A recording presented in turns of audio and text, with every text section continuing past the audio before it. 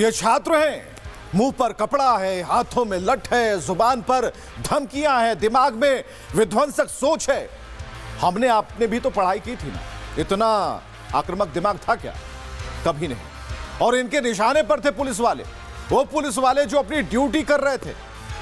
लेकिन छात्रों की आड़ में आए बहरूपियों ने पुलिस वालों को बेरहमी से पीटा। कई पुलिस वाले घायल हैं और कईयों के पैर टूट गए। इसी में एक एसआई और हैं, एक एसआई हैं जिनसे हमारे सहयोगी ने बातचीत की। तकरीबन उस टाइम वहाँ पर स्टेट बैंक ऑफ इंडिया के सामने तकरीबन 8 से 10 हज़ार आदमियों की भीड़ थी। आप लोगों को क्या घेर लिया था उस मॉब ने, उस भीड़ ने? उस टाइम मैंने सबको निकाल दिया। लास्ट में मैंने अपने डीसीपी साहब और डीसीपी सेंटर सचिन शर्मा रोहित राजवीर दोनों को निकाल दिया और मैं अकेला वहाँ फंस गया। और जिसने पब्लिक ने मुझे अच्छी तरह लिंचिंग की और मेरे साथ बदतमीजी करी और मैं मारपीट करी। फ्रैक्चर आया है आपके? फ्रैक्चर आया और मेरे हाथ में भी चोटें आई हैं। क्या वो भीड़ आपको घेर लिए थे, आपके साथ अभद्रता कर रहे थे, गाली गलौज भी चल रही थी वहाँ पर? गाली गलौज, कमेंट्स, मारपीट सभी उन्होंने मेरे साथ ऐसा किया कि जिसकी मैं इमेजिंग नहीं कर सकता। ऐसा क्यों कर रहे थे? क्योंकि आप यूनिफॉर्म में थे। वो क्या चाह रहे थे कि आप उनके पास ना जाएं? वो ज़बरदस्ती यूनिफॉर्म वाले लोगों को ही टारगेट कर रहे थे? वो they are specially target the police person. तो आपने देखा किस तरीके से पुलिस पिटी, हाथ पैर सब तोड़ दिए गए। और इसलिए क्योंकि शांति की बात करने वाले लोग, इन प्रदर्शनकारियों ने नियम कायदों की सारी हदें पार कर दी। आपको दिखा रहे तस्वीरें, दिल्ली पुलिस के जवान हैं जो दिन रात खड़े रहते हैं सावधान मुद्रा में, आप सेफ रहे हम सेफ रहे। फिर बुरी तरह पीटने का औचित्य क्या था? जान लेने पर आमादा थी भीड़। और यही हाल जंतर मंतर में हुआ। सीजेपी नेता अभिजीत दीपके के सामने ही पुलिस वाले की लिंचिंग कर दी गई। जंतर मंतर में आरएएफ की टीम को लीड कर रही असिस्टेंट कमांडेंट सोनिया सहरावत ने दावा तक किया कि जंतर मंतर में जुटी भीड़ में ज्यादातर लोग छात्र थे ही नहीं। ये भी देखिए। मैम, आपकी तबीयत ठीक है? सबसे पहले मैंने आपकी फोटोज देखी, फ्रैक्चर है शायद आपके हाथ में।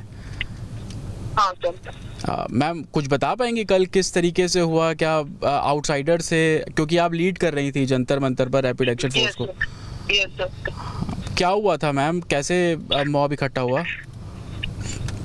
मॉब हमने सुबह जब वहाँ पर चार्ज किया, हमने जब अपना लाइन ऑफ डिफेंस वहाँ पर लगाया था कि आप यहाँ से आगे नहीं जा सकते, आप संसद की तरफ कूच नहीं कर सकते, आपका ये मजमा इलीगल है जी।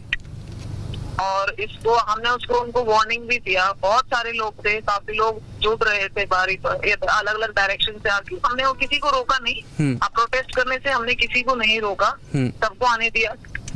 पुलिस ने सभी को परमिशन दिया प्रोटेस्ट ज्वाइन करने के लिए। एक भी सिंगल बंदे को नहीं रोका गया जी। पर अपील की गई कि आप लोग इसको सिर्फ शांति पूर्वक ही इसको करें और यही करें जी। आपको आगे जाने की अभी अनुमति नहीं मिली है। दिल्ली पुलिस ने आपको अनुमति नहीं दी है, परमिशन इज नॉट ग्रांटेड जी।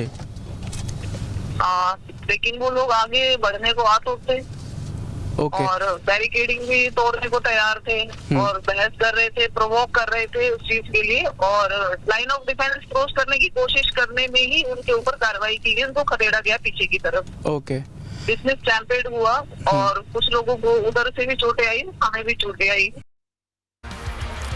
तो आपने सुना कि किस तरीके से पुलिस को उकसाने की कोशिश की गई। पुलिस पहले प्रहार करे, उसके बाद जवाबी कार्रवाई की जाएगी, जस्टिफिकेशन होगा।